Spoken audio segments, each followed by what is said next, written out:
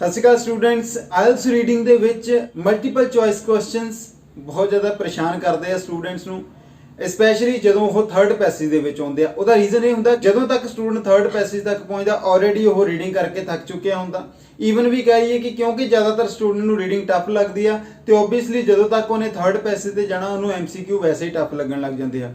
ਤੇ ਰੀਡਿੰਗ ਦੇ ਵਿੱਚ ਐਮਸੀਕਿਊ ਆਉਂਦੇ ਹੀ ਥਰਡ ਪੈਸੇਜ ਦੇ ਵਿੱਚ ਆ, ਬਟ ਐਮਸੀਕਿਊਜ਼ ਕਰਨੇ ਸਪੈਸ਼ਲੀ ਥਰਡ ਪੈਸੇਜ ਦੇ ਵਿੱਚ ਮੈਂ ਕਹਿੰਦਾ ਸਭ ਤੋਂ ਈਜ਼ੀ ਹੋਣਗੇ। ਉਹਦਾ ਕਾਰਨ ਇਹ ਹੁੰਦਾ ਕਿ ਇਹਦੇ ਵਿੱਚ ਜਿਹੜੇ ਮਲਟੀਪਲ ਚੋਇਸ ਕੁਐਸਚਨ ਦਿੱਤੇ ਜਾਂਦੇ ਨਾ, ਉਹਨਾਂ ਦੀ ਲੋਕੇਸ਼ਨ ਸਾਨੂੰ ਬਹੁਤ ਜ਼ਿਆਦਾ ਡੀਪਲੀ ਲੱਭਣੀ ਨਹੀਂ ਪੈਂਦੀ, ਉਹਦੀ ਲੋਕੇਸ਼ਨ ਸਾਨੂੰ ਈਜ਼ੀਲੀ ਮਿਲ ਜਾਂਦੀ ਆ।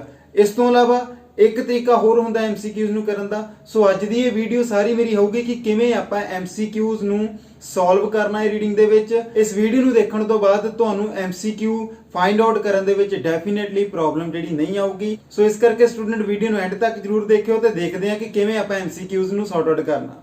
ਸੋ ਸਟਾਰਟ ਕਰਦੇ ਹਾਂ ਸਟੂਡੈਂਟ ਕੁਐਸਚਨਸ ਦੇ ਨਾਲ। ਸੋ ਸਟੂਡੈਂਟ ਸਟਾਰਟ ਕਰਨ ਤੋਂ ਪਹਿਲਾਂ ਮੈਂ ਦੱਸਦਾ ਕਿ ਇਸ ਵੀਡੀਓ ਦੇ ਵਿੱਚ ਐਮਸੀਕਿਊਜ਼ ਨੂੰ ਸੌਰਟ ਆਊਟ ਕਰਨ ਦੇ ਲਈ ਮੈਂ ਦੋ ਚੀਜ਼ਾਂ ਯੂਜ਼ ਕਰਨੀਆਂ। ਫਸਟ ਆਫ ਆਲ ਅਸੀਂ ਆਲਵੇਜ਼ ਉਸ ਤਰੀਕੇ ਨਾਲ ਕੰਮ ਕਰਦੇ ਹਾਂ ਜਿਹੜੇ ਤਰੀਕੇ ਨਾਲ ਨਾਰਮਲੀ ਕੰਮ ਹੁੰਦਾ। ਐਗਜ਼ਾਮਪਲ ਦੇ ਤੌਰ ਤੇ ਕਿ ਮੈਨੂੰ ਕੋਈ ਸਵਾਲ ਪੁੱਛਿਆ, ਮੈਂ ਐਗਜ਼ੈਕਟਲੀ ਉਹ ਸਵਾਲ ਲੱਭਣ ਦੀ ਕੋਸ਼ਿਸ਼ ਕਰਦਾ ਰੀਡਿੰਗ ਦੇ ਵਿੱਚ, ਜਦ ਕਿ ਆਇਲਸ ਦੀ ਰੀਡਿੰਗ ਦੇ ਵਿੱਚ ਇਸ ਤਰੀਕੇ ਨਾਲ ਕਦੀ ਨਹੀਂ ਹੁੰਦਾ। ਆਇਲਸ ਦੇ ਵਿੱਚ ਤੁਹਾਨੂੰ ਪਤਾ ਕਿ ਸਿੰਪਲੀ ਜੋ ਕੁਐਸਚਨ ਦੇ ਵਿੱਚ ਲਿਖਿਆ ਹੋਣਾ ਉਹ ਪੈਸੇਜ ਦੇ ਵਿੱਚ ਨਹੀਂ ਲਿਖਿਆ ਹੋਣਾ। ਇਸ ਕਰਕੇ ਮੇਰਾ ਪਹਿਲਾ ਮੈਥਡ ਇਹ ਹੈਗਾ ਸਟੂਡੈਂਟ ਕਿ ਆਪਾਂ ਜੋ ਪੁੱਛਿਆ ਗਿਆ ਆ ਉਹ ਨਹੀਂ ਲੱਭਾਂਗੇ, ਜੋ ਨਹੀਂ ਦੱਸਿਆ ਗਿਆ ਉਹ ਲੱਭਾਂਗੇ। ਹੁਣ ਇਹਦਾ ਮੀਨਿੰਗ ਕੀ ਹੈ, ਕਨਫਿਊਜ਼ ਹੋ ਜਾਓਗੇ। ਇਹਦਾ ਮੀਨਿੰਗ ਹੈਗਾ ਕਿ ਅਸੀਂ ਜਦੋਂ ਐਮਸੀਕਿਊ ਪੜ੍ਹਦੇ ਹਾਂ ਓਬਵੀਅਸਲੀ ਸਾਡੇ ਕੋਲ ਚਾਰ ਆਪਸ਼ਨ ਹੁੰਦੇ ਆ ਔਰ ਅਸੀਂ ਉਹੀ ਆਨਸਰ ਨੂੰ ਲੱਭਣ ਦੀ ਕੋਸ਼ਿਸ਼ ਕਰਦੇ ਹਾਂ ਜਿਹੜਾ ਆਨਸਰ ਅਸੀਂ ਲੱਭਣਾ ਚਾਹੁੰਦੇ ਹਾਂ ਜੋ ਕੁਐਸਚਨ 'ਚ ਪੁੱਛਿਆ ਗਿਆ। ਬਟ ਆਪਾਂ ਇਹ ਟਰਾਈ ਨਹੀਂ ਕਰਦੇ ਹੈਗੇ ਕਿ ਆਪਾਂ ਨਾਲ ਦੀ ਨਾਲ ਇਹ ਵੀ ਦੇਖ ਲਈਏ ਕਿ ਕਿਹੜੀ ਚੀਜ਼ ਪੈਸੇਜ ਦੇ ਵਿੱਚ ਨਹੀਂ ਦਿੱਤੀ ਗਈ ਹੈਗੀ। ਉੱਥੇ ਸਾਡਾ ਫਿਰ ਦੂਸਰਾ ਮੈਥਡ ਆ ਜਾਂਦਾ ਐਲੀਮੀਨੇਸ਼ਨ ਦਾ, ਬਿਕੋਜ਼ ਜਦੋਂ ਆਪਾਂ ਇਹ ਲੱਭਦੇ ਹਾਂ ਕਿ ਸਾਨੂੰ ਆਹ ਚੀਜ਼ ਵਿੱਚ ਨਹੀਂ ਦਿੱਤੀ ਹੈਗੀ ਤੇ ਸਾਡਾ ਐਲੀਮੀਨੇਸ਼ਨ ਮੈਥਡ ਕੰਮ ਆਉਂਦਾ। ਅਸੀਂ ਕੀ ਕਰਾਂਗੇ, ਦੋ ਆਪਸ਼ਨਸ ਨੂੰ ਜਾਂ ਤਿੰਨ ਆਪਸ਼ਨਸ ਨੂੰ ਐਲੀਮੀਨੇਟ ਕਰਾਂਗੇ ਜਿਹਦੇ ਨਾਲ ਸਾਡੇ ਕੋਲ ਆਨਸਰ ਲਾਉਣ ਦੇ ਲਈ ਆਪਸ਼ਨ ਘਟ ਜਾਣਗੇ ਤੇ ਆਨਸਰ ਈਜ਼ੀਲੀ ਲੱਗ ਸਕਦਾ। ਔਰ ਇੱਕ ਇੰਪੋਰਟੈਂਟ ਚੀਜ਼ ਸਟੂਡੈਂਟ ਇਹ ਆ ਕਿ ਮੈਂ ਬਹੁਤ ਸਾਰੀਆਂ ਰੀਡਿੰਗ ਦੇ ਵਿੱਚ ਦੇਖ ਲਿਆ ਕਿ ਐਟਲੀਸਟ ਦੋ ਆਪਸ਼ਨ ਜਿਹੜੇ ਆ ਵਿੱਚ ਐਕਸਟਰਾ ਹੁੰਦੇ ਆ ਜਿਨ੍ਹਾਂ ਬਾਰੇ ਬਿਲਕੁਲ ਵੀ ਗੱਲ ਕੀਤੀ ਨਹੀਂ ਗਈ ਹੁੰਦੀ। ਇਸ ਕਰਕੇ ਮੈਂ ਕਹਿੰਦਾ ਕਿ ਐਮਸੀਕਿਊ ਕਰਨੇ ਕੋਈ ਜ਼ਿਆਦਾ ਟਫ ਚੀਜ਼ ਨਹੀਂ ਹੈਗੀ।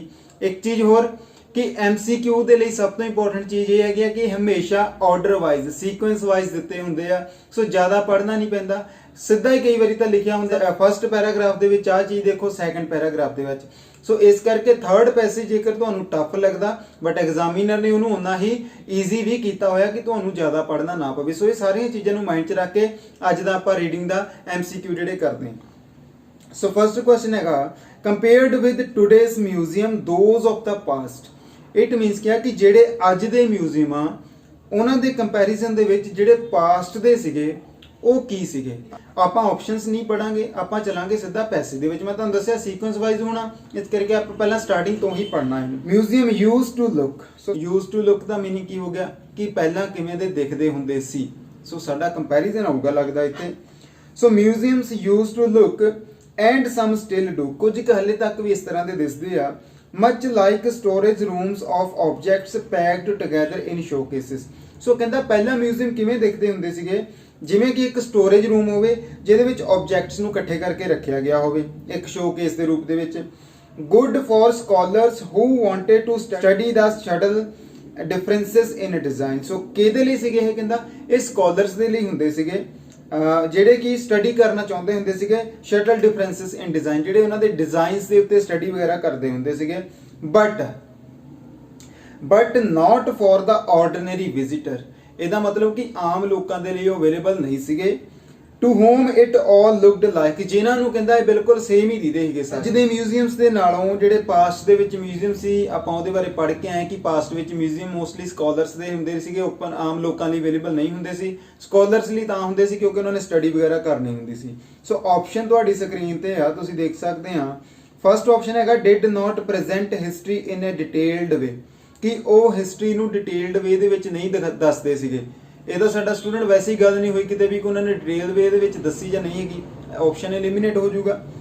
ਵਰ ਨਾਟ ਪ੍ਰਾਇਮਰੀਲੀ ਇੰਟੈਂਡਡ ਫॉर ਦਾ ਪਬਲਿਕ, ਮੈਨੂੰ ਲੱਗਦਾ ਕਿ ਤੁਹਾਨੂੰ ਪਤਾ ਲੱਗ ਹੀ ਗਿਆ ਹੋਣਾ ਕਿ ਉਹ ਪਬਲਿਕ ਦੇ ਲਈ ਅਵੇਲੇਬਲ ਨਹੀਂ ਸੀਗੇ, ਪਬਲਿਕ ਦੇ ਲਈ ਉਹ ਕਹਿ ਲਈਏ ਯੂਜ਼ ਦੇ ਲਈ ਨਹੀਂ ਸੀਗੇ, ਇਹ ਗੱਲ ਲਿਖੀ ਹੋਈ ਸੀਗੀ। ਚਲੋ ਫਿਰ ਵੀ ਆਪਾਂ ਬਾਕੀ ਆਪਸ਼ਨ ਦੇਖਦੇ ਹਾਂ।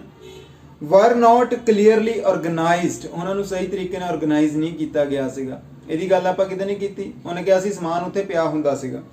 ਪ੍ਰੀਜ਼ਰਵਡ ਆਈਟਮਸ ਵਿਦ ਗ੍ਰੇਟਰ ਕੇਅਰ ਦੇ ਨਾਲ ਆਈਟਮਸ ਨੂੰ ਪ੍ਰੀਜ਼ਰਵ ਕੀਤਾ ਜਾਂਦਾ ਸੀ, ਕੋਈ ਗੱਲ ਨਹੀਂ ਹੋਈ ਸੀ। A ਐਂਡ D ਆਪਸ਼ਨ ਤਾਂ ਸਟੂਡੈਂਟ ਸਿੱਧਾ ਲੈਮੀਨੇਟ ਹੋ ਗਏ। ਆਪਸ਼ਨ ਬਚੇ ਆ 2। ਹੁਣ ਅਸੀਂ ਪਿੱਛੇ ਪੜ੍ਹ ਕੇ ਆਏ ਸੀਗੇ ਕਿ ਉਹ ਜਿਹੜੇ ਮਿਊਜ਼ੀਅਮ ਸੀਗੇ ਲੋਕਾਂ ਲਈ ਅਵੇਲੇਬਲ ਨਹੀਂ ਸੀਗੇ। ਸੋ ਸਾਡਾ B ਆਨਸਰ ਜਿਹੜਾ ਕਰੈਕਟ ਆਨਸਰ ਹੋਊਗਾ ਕਿ ਵਰ ਨਾਟ ਪ੍ਰਾਇਮਰੀਲੀ ਇੰਟੈਂਡਡ ਫॉर ਦ ਪਬਲਿਕ, ਕਿ ਜਿਹੜੇ ਮਿਊਜ਼ੀਅਮ ਪਾਸਟ ਦੇ ਵਿੱਚ ਹੁੰਦੇ ਸੀ ਉਹ ਲੋਕਾਂ ਲਈ ਅਵੇਲੇਬਲ ਨਹੀਂ ਹੁੰਦੇ ਸੀਗੇ। ਚਲਿਏ ਦੂਸਰੇ ਕੁਐਸਚਨ ਤੇ। ਅਕੋਰਡਿੰਗ ਟੂ ਦ ਰਾਈਟਰ ਦੇ ਅਕੋਰਡਿੰਗ ਕਰੰਟ ਟ੍ਰੈਂਡਸ ਇਨ ਦ ਹੈਰੀਟੇਜ ਇੰਡਸਟਰੀ ਦੇ ਕਰੰਟ ਟ੍ਰੈਂਡਸ ਦੇ ਬਾਰੇ ਰਾਈਟਰ ਕੀ ਕਹਿੰਦਾ ਆ, ਆਪਾਂ ਉਹ ਚੀਜ਼ ਲੱਭਦੇ ਹਾਂ ਸਟੂਡੈਂਟਸ। ਕਰੰਟ ਮੀਨਸ ਕਿ ਪ੍ਰੈਜ਼ੈਂਟ, ਖਿਆਲ ਰੱਖਣਾ ਕੀਵਰਡ ਦਾ ਕਿ ਅੱਜ ਦੀ ਗੱਲ ਆਪਾਂ ਲੱਭਣੀ ਆ। Recently, however, attitudes towards history and the way it should be presented have altered, ਕਿ ਜਿਹੜਾ ਸਾਡਾ ਐਟੀਟਿਊਡ ਹੈਗਾ ਹਿਸਟਰੀ ਨੂੰ ਤੇ ਇਹ ਕਿਸ ਤਰੀਕੇ ਦੇ ਨਾਲ ਪ੍ਰੈਜ਼ੈਂਟ ਕੀਤੀ ਜਾਵੇ ਉਹ ਕਹਿੰਦਾ ਚੇਂਜ ਹੋ ਚੁੱਕਿਆ। The keyword in heritage display is now experience, ਤੇ ਹੈਰੀਟੇਜ ਡਿਸਪਲੇ ਦੇ ਵਿੱਚ ਜਿਹੜਾ ਅੱਜ ਦੇ ਸਮੇਂ ਨਾਉ ਆ ਗਿਆ ਸਟੂਡੈਂਟ, ਖਿਆਲ ਰੱਖਿਓ ਪ੍ਰੈਜ਼ੈਂਟ ਦੀ ਗੱਲ ਆ। So the keyword in heritage display is now experience, the more exciting and better and if possible involving all the senses। ਸੋ ਕਹਿੰਦਾ ਅੱਜ ਦੇ ਸਮੇਂ ਦੇ ਵਿੱਚ ਜਿਹੜਾ ਹੈਰੀਟੇਜ ਡਿਸਪਲੇ ਆ ਉਹ ਐਕਸਪੀਰੀਅੰਸ ਦੇ ਨਾਲ, ਐਕਸਪੀਰੀਅੰਸ ਉਹਦੇ ਵਿੱਚ ਮੇਨ ਚੀਜ਼ ਆ। ਈਵਨ ਕਹਿੰਦਾ ਅੱਜ ਦੇ ਸਮੇਂ ਦੇ ਵਿੱਚ ਬੈਟਰ ਵੀ ਹੈਗਾ, ਤੇ ਜੇਕਰ ਕਹਿੰਦਾ ਸੰਭਵ ਹੋ ਸਕੇ ਤਾਂ ਇਹ ਸਾਰੀਆਂ ਹੀ ਸਾਡੀਆਂ ਸੈਂਸਸ ਨੂੰ ਇਨਵੋਲਵ ਕਰਦਾ, ਜਿਵੇਂ ਕਿ ਟੱਚ ਕਰਨਾ, ਦੇਖਣਾ, ਉਹਨੂੰ ਫੀਲ ਕਰਨਾ, ਇਹ ਸਾਰੀਆਂ ਸੈਂਸਸ ਸਾਡੀਆਂ। Good examples of this approach in the UK are the Jorvik centre in Europe. ਇਹਦੀ ਐਗਜ਼ਾਮਪਲ ਦੇ ਦਿੱਤੀ, ਕਹਿੰਦਾ ਕਿ ਜੇਕਰ ਮੈਂ ਇਦਾਂ ਦੀ ਚੀਜ਼ ਦੀ ਐਗਜ਼ਾਮਪਲ ਦਵਾਂ। ਸੋ ਮੈਨੂੰ ਲੱਗਦਾ ਸਟੂਡੈਂਟ ਸਾਡਾ ਕੁਐਸਚਨ ਆ ਹੀ ਚੁੱਕਿਆ ਆਨਸਰ। ਆਪਸ਼ਨ ਤੁਹਾਡੀ ਸਕਰੀਨ ਤੇ ਆ ਕਿ ਜਿਹੜੇ ਅੱਜ ਦੇ ਕਰੰਟ ਟ੍ਰੈਂਡਸ ਹੈਗੇ ਆ ਹੈਰੀਟੇਜ ਇੰਡਸਟਰੀ ਦੇ ਵਿੱਚ, ਫਸਟ ਨੰਬਰ ਤੇ ਕਹਿੰਦਾ ਐਮਫੇਸਾਈਜ਼ ਪਰਸਨਲ ਇਨਵੋਲਵਮੈਂਟ, ਕਿ ਇਹਨਾਂ ਦੇ ਵਿੱਚ ਪਰਸਨਲ ਇਨਵੋਲਵਮੈਂਟ ਹੋ ਚੁੱਕੀ ਆ ਜਾਂ ਉਸ ਚੀਜ਼ ਦੇ ਉੱਤੇ ਜ਼ੋਰ ਦਿੰਦੇ ਆ। We have their origins in York and London. York and London ਤਾਂ ਫਿਲਹਾਲ ਆਪਾਂ ਪੜਿਆ ਨਹੀਂ, ਵੈਸੇ ਅੱਗੇ ਐਗਜ਼ਾਮਪਲ ਦਿੱਤੀ ਸੀਗੀ ਉਹਨੇ। ਐਗਜ਼ਾਮਪਲ ਦਾ ਮਤਲਬ ਇਹ ਨਹੀਂ ਹੋ ਗਿਆ ਕਿ ਉੱਥੇ origin ਕਰਦੇ ਆ, ਉੱਥੇ ਐਗਜ਼ਿਸਟ ਕਰਦੇ ਆ ਜਾਂ ਉੱਥੋਂ ਇਹ ਸ਼ੁਰੂ ਹੁੰਦੇ ਆ। C rely on computer images. Computer images ਦੀ ਕੋਈ ਗੱਲ ਨਹੀਂ ਹੋਈ ਹੈਗੀ ਸਟੂਡੈਂਟ, ਐਲੀਮੀਨੇਟ ਹੋ ਜਾਣਾ ਸਿੱਧਾ ਹੀ ਇਹਨੇ। Reflect minority tastes. Minority means ਕਿ ਘੱਟ ਟੇਸਟਸ ਨੂੰ ਰਿਫਲੈਕਟ ਕਰਦੇ ਆ, ਕਿਤੇ ਗੱਲ ਨਹੀਂ ਹੋਈ ਸਟੂਡੈਂਟ। ਸਾਡਾ ਸੀ ਐਂਡ ਡੀ ਆਪਸ਼ਨ ਸਿੱਧਾ ਐਲੀਮੀਨੇਟ ਹੋ ਗਿਆ। ਆਪਸ਼ਨ ਸਾਡੇ ਕੋਲ ਬਚਦਾ ਆ ਯਾਰਕ ਐਂਡ ਲੰਡਨ। ਅਗਰ ਆਪਾਂ ਯਾਰਕ ਐਂਡ ਲੰਡਨ ਨੂੰ ਉੱਥੇ ਪੜ੍ਹੀਏ ਤੇ ਸਟੂਡੈਂਟ ਉਹਦੀਆਂ ਐਗਜ਼ਾਮਪਲ ਦਿੱਤੀ ਹੋਈ ਸੀ, ਮੈਂ ਅੱਗੇ ਪੜ੍ਹੀ ਨਹੀਂ ਕਿਉਂਕਿ ਮੈਂ ਦੇਖ ਲਿਆ ਸੀ ਐਗਜ਼ਾਮਪਲ ਆ। ਸੋ ਇਸ ਕਰਕੇ ਉਹਨੇ ਕੀ ਕਿਹਾ ਸੀਗਾ ਕਿ ਅੱਜ ਦੀ ਜਿਹੜੇ ਕਰੰਟ ਟ੍ਰੈਂਡਸ ਹੈਗੇ ਆ ਹੈਰੀਟੇਜ ਇੰਡਸਟਰੀ ਦੇ ਵਿੱਚ ਉਹ ਪਰਸਨਲ ਇਨਵੋਲਵਮੈਂਟ ਨੂੰ ਐਮਫੇਸਾਈਜ਼ ਕਰਦੇ ਆ। ਸੋ ਉੱਥੇ ਉਹਨੇ ਕੀ ਲਿਖਿਆ ਸੀ, ਐਕਸਪੀਰੀਅੰਸ ਨੂੰ ਇਨਵੋਲਵ ਕਰਦੇ ਆ। ਅੱਜ ਕੱਲ੍ਹ ਲੋਕ ਕਹਿੰਦਾ ਉਹਨਾਂ ਚੀਜ਼ਾਂ ਨੂੰ ਐਕਸਪੀਰੀਅੰਸ ਕਰ ਸਕਦੇ ਆ ਆਪਣੀਆਂ ਪੰਜੋ ਸੈਂਸਸ ਨੂੰ ਯੂਜ਼ ਕਰਕੇ। ਸੋ ਇਟ ਮੀਨਸ ਕਿ ਸਾਡੀ ਪਰਸਨਲ ਇਨਵੋਲਵਮੈਂਟ ਹੋ ਗਈ, ਅਸੀਂ ਪਰਸਨਲੀ ਇਨਵੋਲਵ ਹੋ ਰਹੇ ਇਹਨਾਂ ਚੀਜ਼ਾਂ ਤੇ। ਇਸ ਕਰਕੇ ਸਾਡਾ ਇਸ ਕੁਐਸਚਨ ਦਾ ਜਿਹੜਾ ਆਨਸਰ ਹੈ ਸਟੂਡੈਂਟ ਉਹ A ਬਣ ਜਾਊਗਾ। Next question, the writer says that museums, heritage sites and theme parks, ਤਿੰਨ ਚੀਜ਼ਾਂ ਦੀ ਗੱਲ ਕਰ ਰਿਹਾ writer, museums the, heritage sites the and theme parks ਦੀ। ਕੀ ਗੱਲ ਕਰਦਾ ਪਿਆ ਇਹਦੇ ਬਾਰੇ, ਸਿੱਧਾ ਪੈਸੇਜ ਦੇ ਵਿੱਚ ਜਾਵਾਂਗੇ, ਆਪਸ਼ਨ ਬਿਲਕੁਲ ਵੀ ਨਹੀਂ ਦੇਖਾਂਗੇ ਆਪਾਂ students. In a related development ਦਾ sharp distinction between museums and heritage sites on the other hand and theme parks on the other is gradually evaporating। it means ਕੀ ਹੋ ਗਿਆ ਕਿ ਇੱਕ ਇਸੇ ਤਰ੍ਹਾਂ ਦੀ ਹੀ ਡਿਵੈਲਪਮੈਂਟ ਦੇ ਵਿੱਚ ਇੱਕ ਜਿਹੜਾ ਸ਼ਾਰਪ ਡਿਸਟਿੰਕਸ਼ਨ ਆ, ਕਹਿੰਦਾ ਬਹੁਤ ਜ਼ਿਆਦਾ ਜਿਹੜਾ ਫਰਕ ਸੀਗਾ ਮਿਊਜ਼ੀਅਮਸ ਦੇ ਵਿੱਚ, ਹੈਰੀਟੇਜ ਸਾਈਟਸ ਦੇ ਵਿੱਚ ਐਂਡ ਥੀਮ ਪਾਰਕਸ ਦੇ ਵਿੱਚ is gradually evaporating, ਉਹ ਹੌਲੀ ਹੌਲੀ ਖਤਮ ਹੋ ਰਿਹਾ ਹੈ। they already borrow ideas and concepts from one another, ਇਹ ਸਾਰੀਆਂ ਚੀਜ਼ਾਂ ਕਹਿੰਦਾ ਇੱਕ ਦੂਸਰੇ ਤੋਂ ਹੀ ਆਪਣੇ ਆਈਡੀਆਜ਼ ਲੈਂਦੀਆਂ ਆ।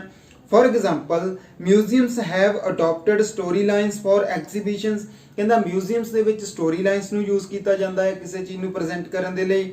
Sites have accepted theming as a relevant tool, ਜਿਹੜੀਆਂ ਸਾਈਟਸ ਆ ਉਹਨਾਂ ਦੇ ਵਿੱਚ ਕਹਿੰਦਾ ਥੀਮ ਨੂੰ ਯੂਜ਼ ਕੀਤਾ ਜਾਂਦਾ।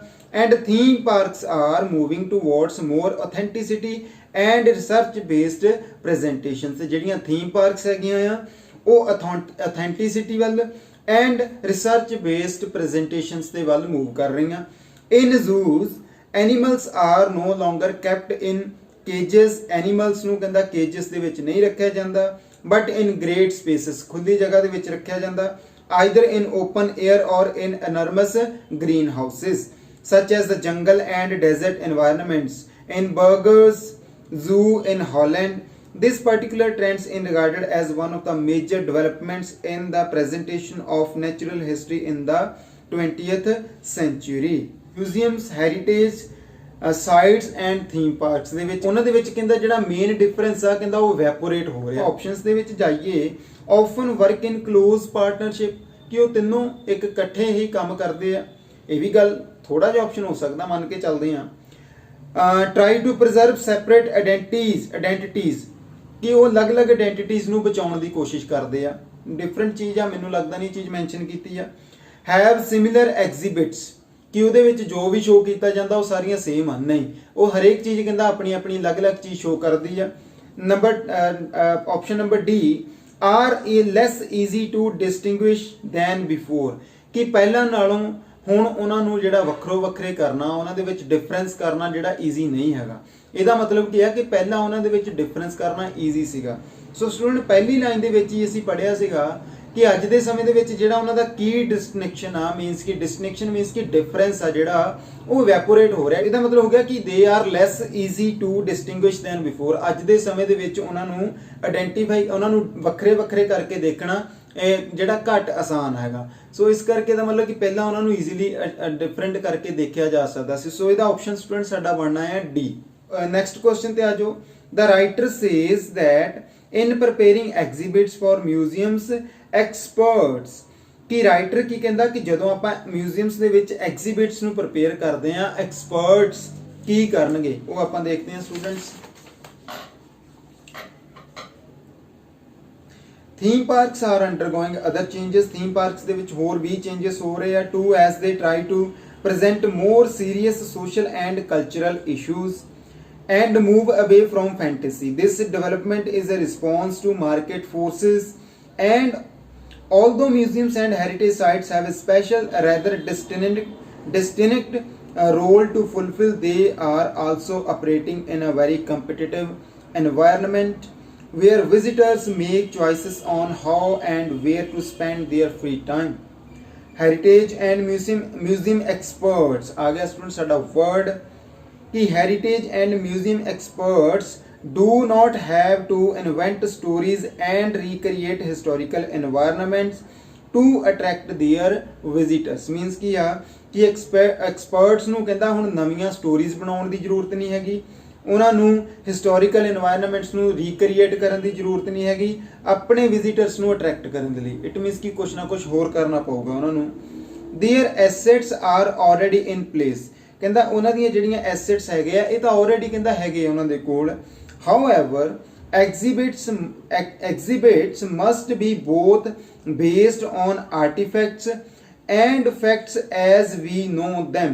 ਸੋ ਕਹਿੰਦਾ ਕੀ ਆ, ਕਹਿੰਦਾ ਕਿ ਜਿਹੜੀਆਂ ਇਹ ਐਗਜ਼ੀਬਿਟਸ ਹੈਗੀਆਂ ਨਾ ਮਸਟ ਬੀ, ਇਹ ਹੋਣੀਆਂ ਚਾਹੀਦੀਆਂ ਆ ਕਿ ਆਰਟੀਫੈਕਟਸ ਦੇ ਉੱਤੇ ਬੇਸਡ, ਮੀਨਸ ਕਿ ਜਿਹੜੀਆਂ ਚੀਜ਼ਾਂ ਉੱਥੇ ਪਈਆਂ ਆ ਉਹਨਾਂ ਦੇ ਉੱਤੇ ਬੇਸਡ, ਪਲੱਸ ਕਹਿੰਦਾ ਫੈਕਟ ਦੇ ਉੱਤੇ ਬੇਸਡ ਹੋਣੀਆਂ ਚਾਹੀਦੀਆਂ, ਕੋਈ ਫੇਕ ਚੀਜ਼ ਉੱਥੇ ਨਹੀਂ ਹੋਣੀ ਚਾਹੀਦੀ।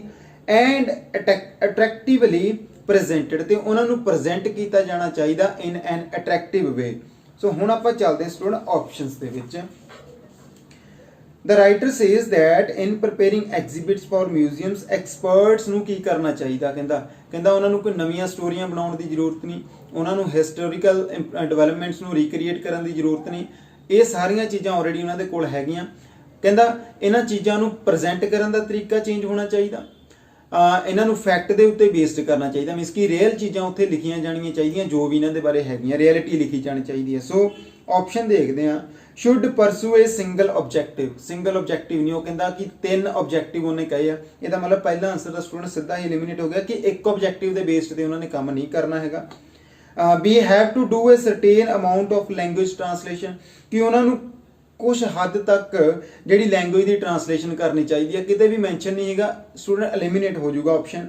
Should be free from commercial concentrates, ਵਪਾਰਿਕ ਤੌਰ ਦੇ ਉੱਤੇ ਜੋ ਸੋਚਦੇ ਆ ਉਸ ਚੀਜ਼ ਤੋਂ ਉਹਨਾਂ ਨੂੰ ਅਵੇ ਹੋ ਜਾਣਾ ਚਾਹੀਦਾ ਆ। ਫਿਲਹਾਲ ਇਹਦੇ ਬਾਰੇ ਕੁਝ ਪੜ੍ਹਿਆ ਨਹੀਂ। ਹੈਵ ਟੂ ਬੈਲੈਂਸ ਕਨਫਲਿਕਟਿੰਗ ਪ੍ਰਾਇੋਰਟੀਜ਼, ਸੋ ਮੈਨੂੰ ਲੱਗਦਾ ਕਿ ਆਨਸਰ ਆ ਗਿਆ। ਕਨਫਲਿਕਟਿੰਗ ਪ੍ਰਾਇੋਰਟੀਜ਼ ਮੀਨਸ ਕੀ ਹੈਗਾ ਆ, ਕਹਿੰਦਾ ਕਿ ਐਵੇਂ ਹੀ ਉਹਨਾਂ ਨੂੰ ਜਿਹੜੀਆਂ ਚੀਜ਼ਾਂ ਦੇ ਉੱਤੇ ਪ੍ਰੋਬਲਮ ਆ, ਜਿੱਦਾਂ ਨਵੀਆਂ ਸਟੋਰੀਆਂ ਕ੍ਰੀਏਟ ਕਰਨੀਆਂ, ਉਹਦੇ ਨਾਲ ਕਨਫਲਿਕਟਸ ਪੈਦਾ ਹੁੰਦੇ ਆ। ਸੋ ਉਹਨਾਂ ਚੀਜ਼ਾਂ ਨੂੰ ਕੀ ਕਰਨਾ ਪੈਣਾ, ਬੈਲੈਂਸ ਕਰਨਾ ਪੈਣਾ। ਸੋ ਇਸ ਕਰਕੇ ਇਹਦਾ ਆਨਸਰ ਸਟੂਡੈਂਟ ਦੇਖੋ ਪਹਿਲੇ 3 ਆਨਸਰ ਸਿੱਧੇ ਐਲੀਮੀਨੇਟ ਹੋਏ ਆ। ਹਾਲਾਂਕਿ ਤੁਹਾਨੂੰ ਚੌਥਾ ਆਨਸਰ ਲੱਗੇ ਚਾਹੇ ਨਾ ਲੱਗੇ, ਬਟ ਤੁਹਾਨੂੰ ਇਹ ਪਤਾ, ਮੈਂ ਤੁਹਾਨੂੰ ਪਹਿਲਾਂ ਹੀ ਦੱਸ ਕੇ ਆਇਆ ਸੀ ਕਿ ਆਪਾਂ ਇਹ ਵੀ ਦੇਖਣਾ ਕਿ ਕਿਹੜੀ ਚੀਜ਼ ਸਾਨੂੰ ਦਿੱਤੀ ਆ, ਤੇ ਜ਼ਿਆਦਾ ਇਹ ਵੀ ਦੇਖਣਾ ਕਿਹੜੀ ਚੀਜ਼ ਸਾਨੂੰ ਨਹੀਂ ਦਿੱਤੀ ਹੈਗੀ। ਸੋ ਸਾਨੂੰ ਪਹਿਲੀਆਂ 3 ਚੀਜ਼ਾਂ, ਨਾ ਕਮਰਸ਼ੀਅਲ ਦੀ ਕੋਈ ਗੱਲ ਹੋਈ ਆ, ਨਾ ਸਾਡੀ ਲੈਂਗੁਏਜ ਟ੍ਰਾਂਸਲੇਸ਼ਨ ਦੀ ਗੱਲ ਹੋਈ ਆ, ਨਾ ਇੱਕ ਸਿੰਗਲ ਆਬਜੈਕਟਿਵ ਦੀ। ਇਹ ਸਿੰਗਲ ਆਬਜੈਕਟਿਵ ਦੀ ਗੱਲ ਤਾਂ ਨਹੀਂ ਹੋਈ ਕਿਉਂਕਿ ਉਹਨੇ 3 ਆਬਜੈਕਟਿਵ ਦੀ ਗੱਲ ਕੀਤੀ ਆ। ਇਟ ਮੀਨਸ ਕਿ ਆ ਪਹਿਲੇ 3 ਆਨਸਰ ਮੇਰੇ ਸਿੱਧੇ ਸਿੱਧੇ ਐਲੀਮੀਨੇਟ ਹੋਣੇ ਆ। ਸਾਡਾ ਆਪਸ਼ਨ ਬਚਦਾ ਡੀ, ਸੋ ਡੀ ਸਾਡਾ ਹੋਊਗਾ ਰਾਈਟ ਆਨਸਰ। ਨੈਕਸਟ ਦੇਖਦੇ ਆ ਇਨ ਪੈਰਾਗ੍ਰਾਫ ਈ। ਆ ਚੀਜ਼ ਸਟੂਡੈਂਟ ਮੈਨੂੰ ਬਹੁਤ ਵਧੀਆ ਲੱਗਦੀ ਹੈ ਕਿ ਦੇਖੋ ਸਿੱਧਾ ਤੁਹਾਨੂੰ ਦੱਸਿਆ ਇਹੀ ਪੈਰਾਗ੍ਰਾਫ ਦੇ ਵਿੱਚ ਆਨਸਰ ਆ, ਪੜ੍ਹਨ ਦੀ ਜ਼ਰੂਰਤ ਨਹੀਂ, ਈਜ਼ੀ ਹੋਊਗਾ ਆਨਸਰ ਕਰਨਾ। So in paragraph E the writer suggests that some museums exhibits. ਕਹਿੰਦਾ ਕਿ ਪੈਰਾਗ੍ਰਾਫ ਈ ਦੇ ਵਿੱਚ ਰਾਈਟਰ ਜਿਹੜਾ ਆ ਉਹ ਸੁਜੈਸਟ ਕਰਦਾ ਆ ਕਿ ਕੁਝ ਕੁ ਮਿਊਜ਼ੀਅਮ ਐਗਜ਼ਿਬਿਟਸ ਕੀ ਆ, ਕੁਝ ਕੁ ਮਿਊਜ਼ੀਅਮ ਐਗਜ਼ਿਬਿਟਸ ਦੇਖਦੇ ਆ ਜੀ ਆਪਾਂ। It could be claimed that in order to make everything in heritage more real, historical accuracy must be increasingly altered. So ਕਹਿੰਦਾ ਕਿ ਇਹ ਚੀਜ਼ ਦਾ ਦਾਵਾ ਕੀਤਾ ਜਾ ਸਕਦਾ ਕਿ ਅਗਰ ਆਪਾਂ ਹੈਰੀਟੇਜ ਦੇ ਵਿੱਚ ਹਰ ਇੱਕ ਚੀਜ਼ ਨੂੰ ਰੀਅਲ ਤੌਰ ਤੇ ਪੇਸ਼ ਕਰਨਾ ਆ ਜਾਂ ਉਹਨੂੰ ਬਣਾਉਣਾ ਆ, ਤੇ ਹਿਸਟੋਰੀਕਲ ਐਕੂਰੇਸੀ ਮਸਟ ਬੀ ਇਨਕਰੀਜ਼ਿੰਗਲੀ ਆਲਟਰਡ। ਤੇ ਜੋ ਉਹਦੀ ਇਤਿਹਾਸਕ ਤੌਰ ਤੇ ਜੋ ਉਹਦੀ ਐਕੂਰੇਸੀ ਹੈਗੀ ਆ, ਜੋ ਉਹਦੀ ਕਰੈਕਟਨੈਸ ਹੈਗੀ ਆ, ਉਹਨੂੰ ਕਹਿੰਦਾ ਸਾਨੂੰ ਆਲਟਰਡ ਕਰਨਾ ਪੈਣਾ ਆ। For example ਪਿਥੈਕੈਂਥਰੋਪਸ। ਸਟੂਡੈਂਟ ਦੇਖੋ ਇਦਾਂ ਦੇ ਜਦੋਂ ਵਰਡ ਆਉਂਦੇ ਆ ਜ਼ਰੂਰੀ ਨਹੀਂ ਉਹਨਾਂ ਨੂੰ ਤੁਸੀਂ ਸਹੀ ਪੜ੍ਹਨਾ, ਪ੍ਰੋਨਾਂਸੀਏਸ਼ਨ ਡਸਨਟ ਮੈਟਰ, ਤੁਸੀਂ ਇਹਨੂੰ ਕਿੱਦਾਂ ਪੜ੍ਹਦੇ ਆ, ਠੀਕ ਹੈ ਜੀ। ਸੋ ਇਸ ਕਰਕੇ ਕੋਸ਼ਿਸ਼ ਕਰਨਾ ਸਿੰਪਲ ਜਿਹਾ ਉਹਨੂੰ ਪੜ੍ਹ ਲੈਣਾ ਨਾਰਮਲ ਤੋਂ ਬਹੁਤ ਹੀ ਡਿਟੇਲ 'ਚ ਨਹੀਂ ਜਾਣਾ। Pithecanthropus erectus is depicted in an Indonesian museum with a male facial feature. So ਆ ਇੱਕ ਚੀਜ਼ ਆ, ਕਹਿੰਦਾ ਇਹਨੂੰ ਇੰਡੋਨੇਸ਼ੀਅਨ ਮਿਊਜ਼ੀਅਮ ਦੇ ਵਿੱਚ ਦਿਖਾਇਆ ਗਿਆ ਆ ਮਾਲੇ ਫੇਸ਼ੀਅਲ ਫੀਚਰਸ ਦੇ ਨਾਲ, ਬਿਕੋਜ਼ ਦਿਸ ਕੋਰਸਪੌਂਡਸ ਟੂ ਪਬਲਿਕ ਪਰਸੈਪਸ਼ਨਸ। ਇਹ ਇਸ ਕਰਕੇ ਕਿਉਂਕਿ ਪਬਲਿਕ ਇਹਨੂੰ ਇਸ ਤਰੀਕੇ ਦੇ ਨਾਲ ਹੀ ਦੇਖਣਾ ਚਾਹੁੰਦੀ ਹੈ, ਪਬਲਿਕ ਦੇ ਮਾਈਂਡ ਦੇ ਵਿੱਚ ਇਹ ਚੀਜ਼ ਇਸੇ ਤਰ੍ਹਾਂ ਨਾਲ ਹੀ ਬੈਠੀ ਹੋਈ ਆ, ਉਹਨਾਂ ਦੀ ਪਰਸੈਪਸ਼ਨ ਇਹ ਬਣੀ ਆ। ਸਿਮਿਲਰਲੀ ਇਸੇ ਤਰੀਕੇ ਦੇ ਨਾਲ in the museum of natural history in Washington ਦੇ ਮਿਊਜ਼ੀਅਮ ਆਫ ਨੈਚੁਰਲ ਹਿਸਟਰੀ ਦੇ ਵਿੱਚ Neanderthal man is shown making a dominant gestures to his wife. So ਇਸ ਕਹਿੰਦਾ ਮਿਊਜ਼ੀਅਮ ਦੇ ਵਿੱਚ ਇੱਕ ਨੀਦਰਲੈਂਡਸ ਕੋਈ ਚੀਜ਼ ਹੈਗੀ ਆ, ਇੱਕ ਆਦਮੀ ਹੈਗਾ ਆ ਜਿਹੜਾ ਕੀ ਕਹਿੰਦਾ ਡੋਮੀਨੈਂਟ ਜੈਸਚਰ ਆਪਣੀ ਵਾਈਫ ਦੇ ਉੱਤੇ ਬਣਾ ਰਿਹਾ, ਮੀਨਸ ਕਿ ਉਹ ਆਪਣੀ ਵਾਈਫ ਦੇ ਉੱਤੇ ਹੈਵੀ ਹੋਣ ਦੀ ਕੋਸ਼ਿਸ਼ ਕਰਦਾ, ਇਸ ਤਰੀਕੇ ਦਾ ਉਹਨੂੰ ਸ਼ੋਅ ਕੀਤਾ ਗਿਆ ਆ। Such presentations tell us more about contemporary perceptions of the world than about our ancestors. ਕਹਿੰਦਾ ਇਹ ਜਿਹੜੀਆਂ ਚੀਜ਼ਾਂ ਇਹਨਾਂ ਨੇ ਸ਼ੋਅ ਕੀਤੀਆਂ ਆ, ਇਹ ਸਾਨੂੰ ਕੰਟੈਂਪਰੇਰੀ ਪਰਸੈਪਸ਼ਨ, ਅੱਜ ਦੇ ਵਿਚਾਰ, ਕੰਟੈਂਪਰੇਰੀ ਮੀਨਸ ਹੁੰਦਾ ਪ੍ਰੈਜ਼ੈਂਟ ਵਿਚਾਰਾਂ ਨੂੰ, ਪ੍ਰੈਜ਼ੈਂਟ ਧਾਰਨਾਵਾਂ ਨੂੰ ਜ਼ਿਆਦਾ ਸ਼ੋਅ ਕਰਦੀ ਹੈ as compare to past. Means ਕੀ ਹੈ, ਕਹਿੰਦਾ ਮਿਊਜ਼ੀਅਮ ਦਾ ਕੰਮ ਤਾਂ ਪਾਸਟ ਬਾਰੇ ਦੱਸਣਾ ਹੁੰਦਾ, ਬਟ ਕਹਿੰਦਾ ਜੋ ਚੀਜ਼ਾਂ ਮਿਊਜ਼ੀਅਮਸ ਦੇ ਵਿੱਚ ਸ਼ੋਅ ਕੀਤੀਆਂ ਗਈਆਂ, ਜਿਸ ਤਰੀਕੇ ਨਾਲ ਆਪਾਂ ਪੜ੍ਹ ਕੇ ਆਏ ਆ, ਇੱਕ ਮੈਨ ਦੇ ਬਾਰੇ ਵਾਸ਼ਿੰਗਟਨ ਮਿਊਜ਼ੀਅਮ ਦੇ ਵਿੱਚ, ਫਿਰ ਇੱਕ ਮਲੇਸ਼ੀਅਨ ਜਿਹੜਾ ਹੈਗਾ ਇੰਡੋਨੇਸ਼ੀਅਨ ਦੇ ਵਿੱਚ। ਸੋ ਉੱਥੇ ਕਹਿੰਦਾ ਜਿਹੜੀਆਂ ਚੀਜ਼ਾਂ ਸ਼ੋਅ ਕੀਤੀਆਂ ਗਈਆਂ ਉਹ ਤਾਂ ਅੱਜ ਦੇ ਹਿਸਾਬ ਦੇ ਨਾਲ, ਪਾਸਟ ਦੇ ਹਿਸਾਬ ਦੇ ਨਾਲ ਤਾਂ ਹੈ ਹੀ ਨਹੀਂ ਗੀਆਂ। ਸੋ ਆਪਾਂ ਹੁਣ ਦੇਖਦੇ ਹਾਂ ਕਿ ਪੈਰਾਗ੍ਰਾਫ ਈ ਦੇ ਵਿੱਚ ਰਾਈਟਰ ਕਹਿੰਦਾ ਕਿ ਦੈਟ ਸਮ ਮਿਊਜ਼ੀਅਮ ਐਗਜ਼ਿਬਿਟਸ, ਪਹਿਲਾ ਆਪਸ਼ਨ ਹੈਗਾ G fail to watch visitor expectations. Visitor ਦੀਆਂ ਐਕਸਪੈਕਟੇਸ਼ਨ ਦੇ ਬਾਰੇ ਕੋਈ ਗੱਲ ਨਹੀਂ ਹੋਈ, ਐਲੀਮੀਨੇਟ ਹੋ ਜਾਊਗਾ students. Are based on the false assumptions of professionals, ਕਿ ਇਹ ਜਿਹੜੀਆਂ ਐਗਜ਼ਿਬਿਟਸ ਆ ਜੋ ਵੀ ਇਹਨਾਂ ਮਿਊਜ਼ੀਅਮਸ ਦੇ ਵਿੱਚ ਦਿਖਾਇਆ ਗਿਆ ਆ, ਉਹ ਕਹਿੰਦਾ ਗਲਤ ਅਜ਼ੰਪਸ਼ਨਸ, ਗਲਤ ਅੰਦਾਜ਼ਿਆਂ ਦੇ ਹਿਸਾਬ ਦੇ ਨਾਲ ਹੀ ਪੇਸ਼ ਕੀਤੀਆਂ ਗਈਆਂ ਜੋ ਪ੍ਰੋਫੈਸ਼ਨਲ ਨੇ ਸੋਚ ਲਿਆ। ਫਿਲਹਾਲ ਇਹ ਚੀਜ਼ ਮੈਂ ਪੜ੍ਹੀ ਨਹੀਂ ਹੈਗੀ ਕਿਤੇ ਵੀ, ਇਹਦਾ ਮਤਲਬ ਕਿ ਆਪਾਂ ਇਹਨੂੰ ਐਲੀਮੀਨੇਟ ਕਰਾਂਗੇ। Reveal more about present beliefs than about the past, contemporary perceptions than our ancestors. Ancestor means ਕਿ ਸਾਡੇ ਪੂਰਵਜ, ਸਾਡਾ ਪਾਸਟ, ਪ੍ਰੈਜ਼ੈਂਟ ਬਲੀਫਸ ਕਰੰਟ ਜਾਂ contemporary perceptions. So students answer ਮਿਲ ਚੁੱਕਿਆ, ਬਾਕੀ ਆਪਸ਼ਨ ਪੜ੍ਹਨ ਦੀ ਜ਼ਰੂਰਤ ਨਹੀਂ ਹੈਗੀ ਕਿ ਜਿਹੜੇ ਕਹਿੰਦਾ ਪੈਰਾਗ੍ਰਾਫ ਈ ਦੇ ਅਕੋਰਡਿੰਗ ਜਿਹੜੇ ਮਿਊਜ਼ੀਅਮਸ ਐਗਜ਼ਿਬਿਟ ਕਰਦੇ ਆ ਨਾ, ਉਹ ਅੱਜ ਦੇ ਬਲੀਫਸ ਨੂੰ ਜ਼ਿਆਦਾ ਪ੍ਰੈਜ਼ੈਂਟ ਕਰਦੇ ਆ ਪਾਸਟ ਦੇ ਨਾਲੋਂ। ਡੈਫੀਨੇਟਲੀ ਆਨਸਰ ਸਾਡਾ ਟਰੂ ਆ ਐਂਡ ਡੀ ਸੀ ਆਪਸ਼ਨ ਜਿਹੜਾ ਕਰੈਕਟ ਆਨਸਰ ਹੋਊਗਾ। ਹੁਣ ਸਟੂਡੈਂਟ ਦੇਖਦੇ ਆ ਲਾਸਟ ਕੁਐਸਚਨ ਆ, ਵੀਡੀਓ ਕਾਫੀ ਲੰਬੀ ਹੋ ਗਈ ਆ। The passage ends by noting that our view of history is biased because, ਕਹਿੰਦਾ ਕਿ ਪੈਸੇਜ ਜਿਹੜਾ ਐਂਡ ਹੁੰਦਾ ਆ ਇਹ ਚੀਜ਼ ਨੂੰ ਨੋਟ ਕਰਦਾ ਆ ਕਿ ਜਿਹੜਾ ਸਾਡਾ ਹਿਸਟਰੀ ਦਾ ਵਿਊ ਹੈਗਾ ਨਾ ਉਹ ਬਾਇਸਡ ਆ। ਬਾਇਸਡ ਮੀਨਸ ਕੀ ਆ ਕਿ ਸਾਡੇ ਵਿੱਚ ਉਹਦੇ ਪ੍ਰਤੀ ਜਿਹੜੇ ਆ ਕਹਿ ਲਓ ਡਿਸਕ੍ਰਿਮੀਨੇਸ਼ਨ ਹੈ ਇੱਕ ਕਿਸਮ ਦਾ। ਕਿਉਂ ਹੈਗਾ ਉਹਦਾ ਰੀਜ਼ਨ ਦਿੰਦੇ ਆ ਆਪਾਂ ਜੀ। ਹੁਣ ਓਬਵੀਅਸਲੀ ਲਾਸਟ ਪੈਰੇ 'ਚ ਜਾਊਂਗੇ ਆਪਾਂ, ਕਿਉਂਕਿ ਉਹ ਕਹਿੰਦਾ ਕਿ ਪੈਸੇਜ ਐਂਡ ਹੋ ਰਿਹਾ, ਖਤਮ ਹੋ ਰਿਹਾ। ਸੋ ਦੇਖੋ ਕਿੰਨੀ ਈਜ਼ੀਲੀ ਆਨਸਰ ਲੱਭ ਸਕਦੇ ਆ ਆਪਾਂ, ਸਿੱਧਾ ਪੋਜੀਸ਼ਨ ਤੇ ਜਾਵਾਂਗੇ ਆਨਸਰ ਲੱਭਣ ਦੇ ਲਈ। ਹਿਊਮਨ ਬਾਇਸ ਇਜ਼ ਇਨਐਵਿਟੇਬਲ, ਕਹਿੰਦਾ ਕਿ ਮਨੁੱਖ ਦਾ ਜਿਹੜਾ ਬਾਇਸ ਆ ਨਾ, ਕਿਸੇ ਦੇ ਨਾਲ ਡਿਸਕ੍ਰਿਮੀਨੇਸ਼ਨ ਵਗੈਰਾ ਕਰਨਾ, ਉਹ ਇਨਐਵਿਟੇਬਲ ਆ, ਉਸ ਨੂੰ ਅਵੋਇਡ ਨਹੀਂ ਕੀਤਾ ਜਾ ਸਕਦਾ। But another source of ਬਾਇਸ in the representation of history has to do with the transitory nature of the material themselves. The simple fact is that not everything from history survives the historical processes. So ਉਹ ਹਮੇਸ਼ਾ historical process ਦੇ ਵਿੱਚ survive ਨਹੀਂ ਕਰਦੀ ਹੈਗੀ। Castles, places and cathedrals have a longer lifespan than the dwellings of ordinary people. So ਕਹਿੰਦਾ ਅਗਰ ਆਪਾਂ ਗੱਲ ਕਰੀਏ ਕੈਸਲਸ ਦੀ, ਜਿਵੇਂ ਕਿ ਕਿਲੇ, ਪੈਲੇਸ ਵਗੈਰਾ ਹੁੰਦੇ ਸੀ ਵੱਡੇ ਵੱਡੇ, ਐਂਡ ਕੈਥੇਡਰਲਸ, ਇਹਨਾਂ ਦਾ ਕਹਿੰਦਾ ਜਿਹੜਾ ਲਾਈਫ ਸਪੈਨ ਆ ਲੌਂਗ ਹੁੰਦਾ ਆ as compare to dwellings of ordinary people, ਜਿੱਥੇ ਆਰਡੀਨਰੀ ਲੋਕ ਰਹਿੰਦੇ ਸੀ ਉਹਨਾਂ ਘਰਾਂ ਦੇ ਨਾਲੋਂ ਕਹਿੰਦਾ ਇਹਨਾਂ ਦਾ ਲਾਈਫ ਸਪੈਨ ਜ਼ਿਆਦਾ ਹੁੰਦਾ। ਸੋ ਮੈਨੂੰ ਲੱਗਦਾ ਅਸੀਂ ਬਾਇਸਡ ਕਿਉਂ ਆ, ਉਹਦਾ ਰੀਜ਼ਨ ਆ ਹੀ ਚੁੱਕਿਆ ਇੱਥੇ। The passage ends by noting that our view of history is biased because we fail to use our imagination.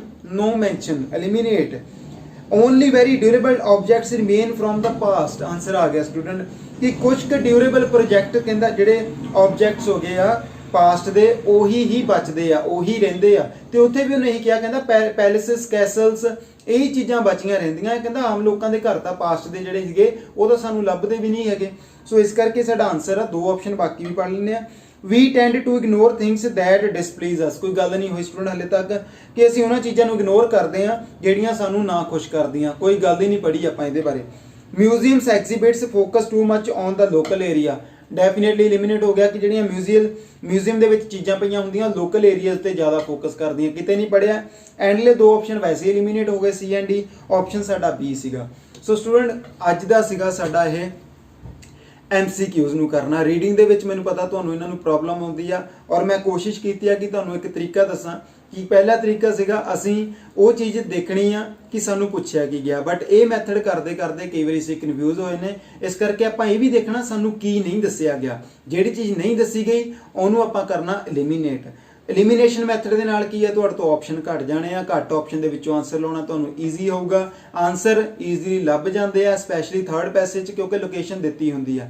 ਥੋੜੀ ਜਿਹੀ ਪ੍ਰੈਕਟਿਸ ਰੱਖੋ, ਪ੍ਰੈਕਟਿਸ ਕਰਨ ਦੇ ਨਾਲ ਚੀਜ਼ ਇੰਪਰੂਵ ਜ਼ਰੂਰ ਹੋਊਗੀ। ਔਰ ਅਗਰ ਅੱਜ ਦੀ ਵੀਡੀਓ ਚੰਗੀ ਲੱਗੀ ਹੈ ਸਟੂਡੈਂਟ ਤੇ ਵੀਡੀਓ ਨੂੰ ਲਾਈਕ ਜ਼ਰੂਰ ਕਰਿਓ ਐਂਡ ਮੇਰੇ ਚੈਨਲ ਨੂੰ ਸਬਸਕ੍ਰਾਈਬ ਕਰਨਾ ਨਾ ਭੁੱਲਣਾ। ਐਂਡ ਸਭ ਤੋਂ ਇੰਪੋਰਟੈਂਟ ਚੀਜ਼ student, don't forget to download my android app from the Google Play Store where you can get free material, free vocabulary for the reading.